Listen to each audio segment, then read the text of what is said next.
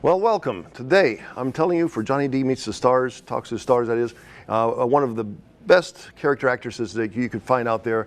And through time, she has had so much. It's just like a wonderful life, I would presume. Our guest on my show today is Joyce Bulifant. Hello, Joyce.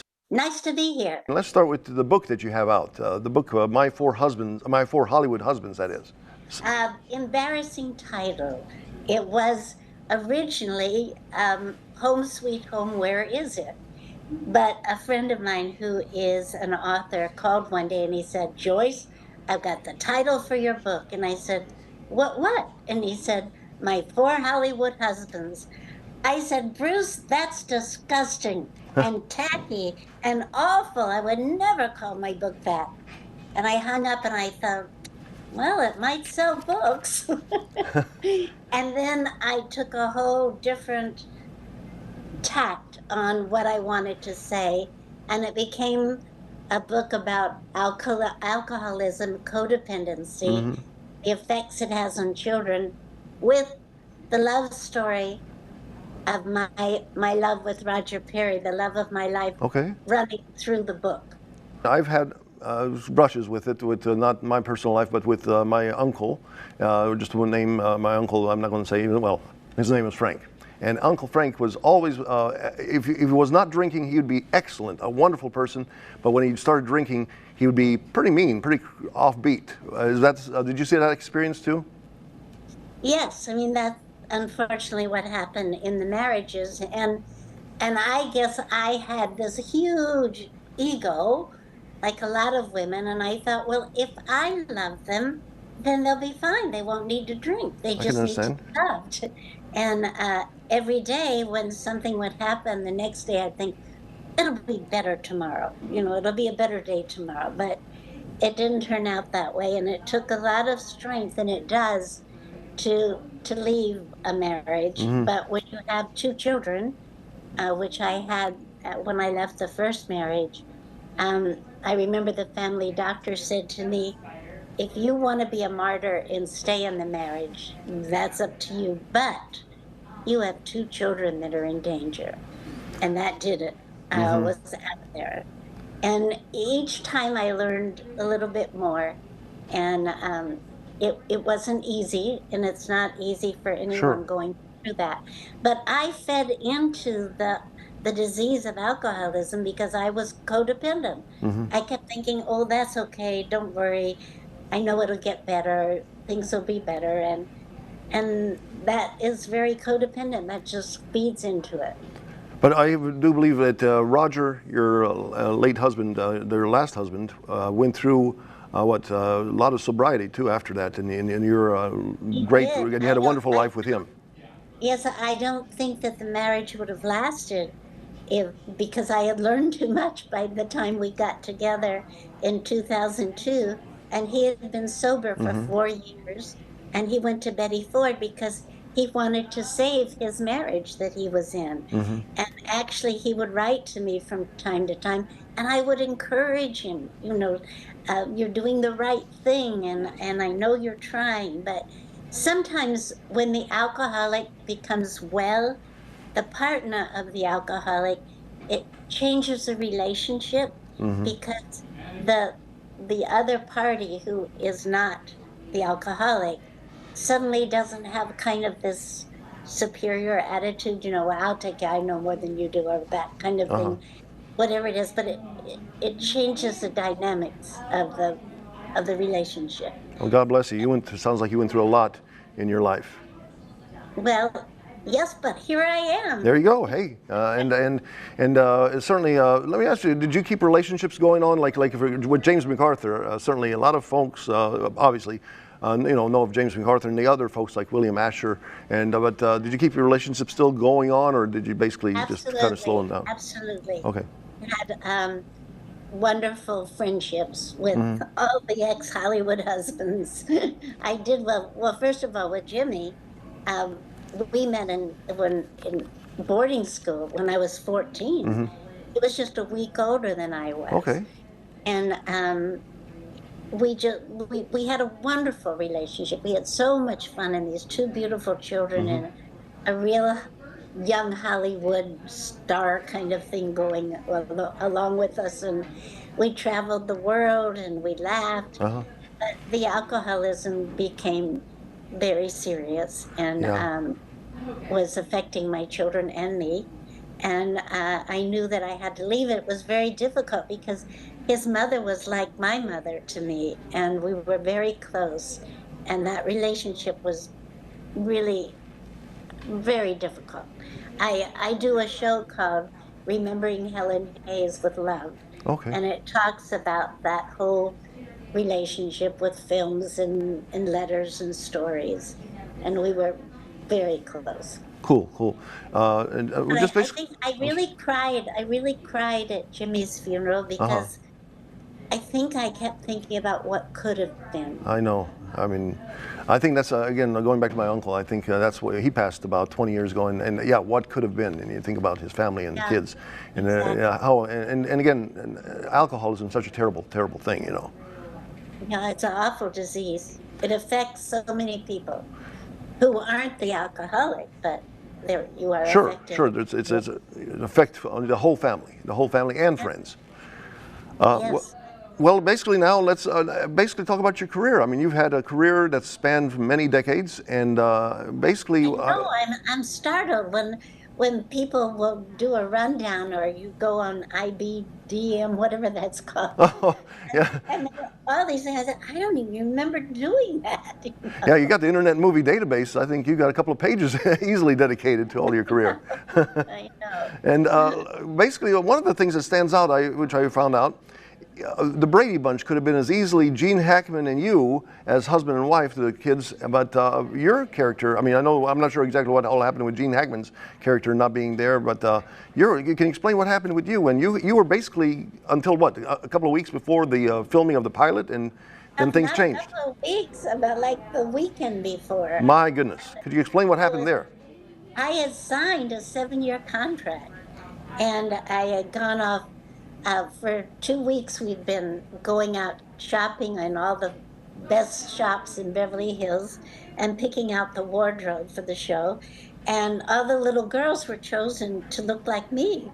Hmm. And the Friday before we were going to shoot, Sherwood Schwartz, the writer and producer, and the director were looking at the wardrobe. And I'd come out, I'd say, this is the dress she wears in the garden wedding, and this is the dress she wears, the going away suit.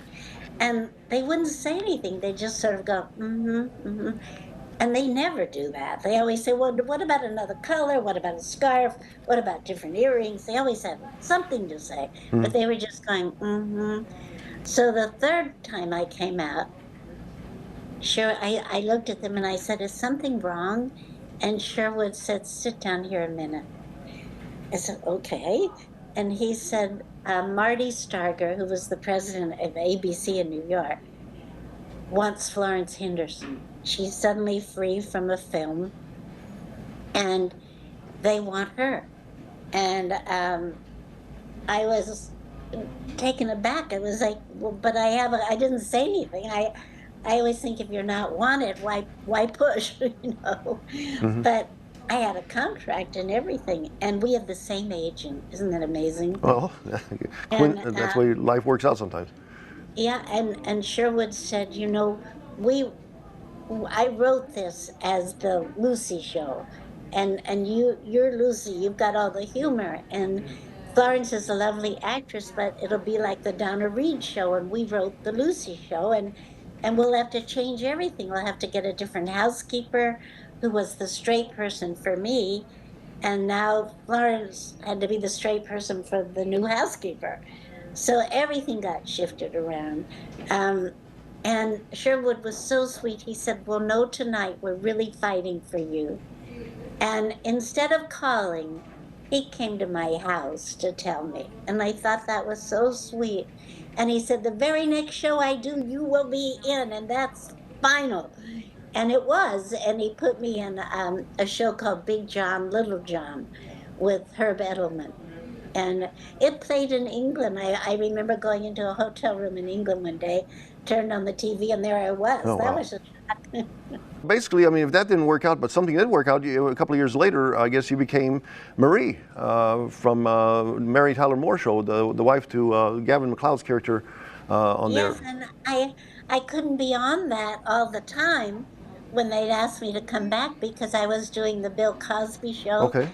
his first one where he was a basketball coach and I played the school guidance counselor. And then I was also doing one of the shows that was so fun and I loved doing because it had a lot of physical comedy, and that was called Love Thy Neighbor. Oh. And it was about a black couple and white couple living next door.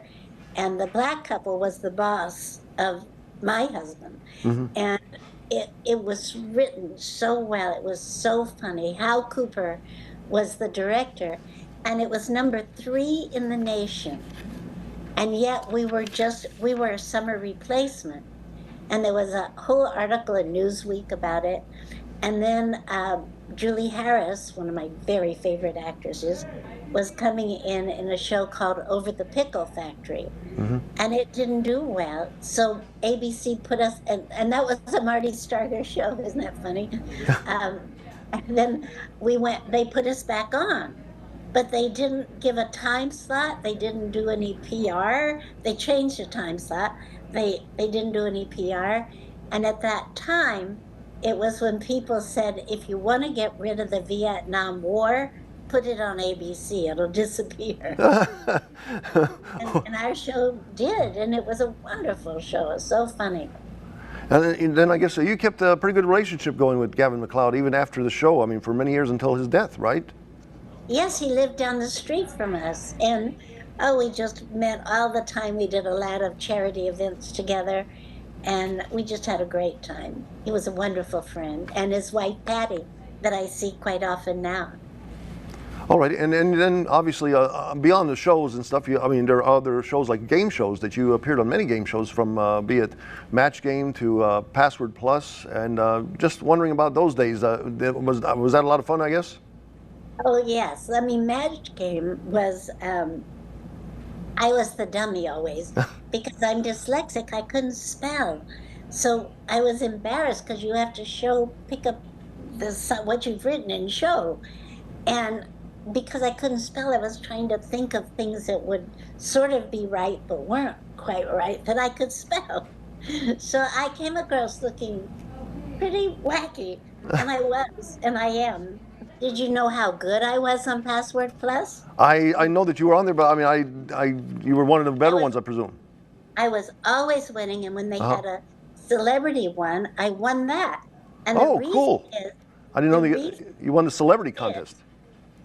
Because Password, when you're dyslexic, you often have to think of one word to get to the word you want.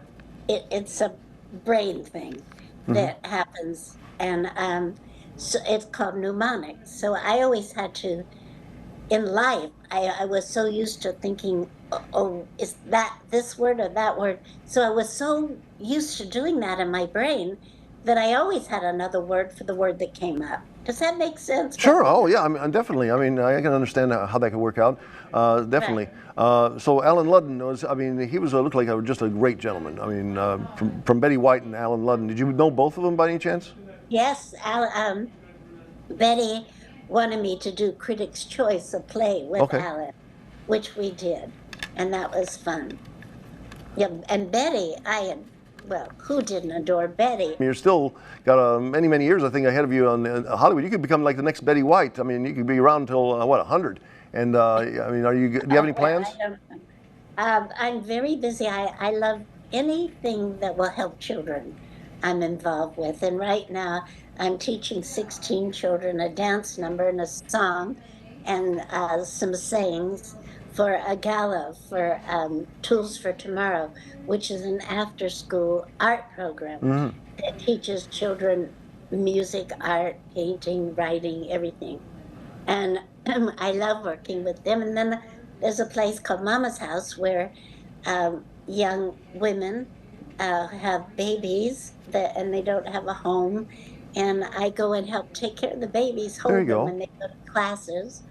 And Roger and I wrote a musical together. and that's going to be produced at Christmas time here.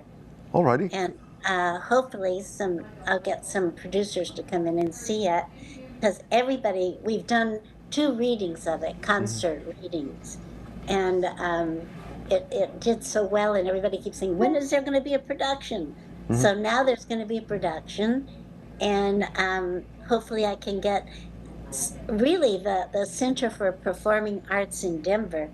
They should come have a look at it, because it's an old-fashioned musical, and it's about a hotel, a famous hotel in Colorado, and all about all the people that stayed there, which was it was Teddy Roosevelt's summer White House, and Al Capone stayed there, Tom Mix stayed there, Molly Brown stayed there. I mean, it was incredible history.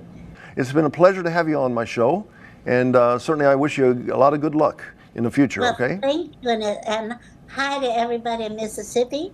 I'm from Virginia, Okay. and one of my favorite songs is "When the sun goes down, tide goes out, people gather round and they all begin to shout." Hey, hey! I love that song. Cool, cool. Thank you very much, and you take it easy, and it's been a pleasure to have you on my show. Well, thank you for inviting me. Bye bye.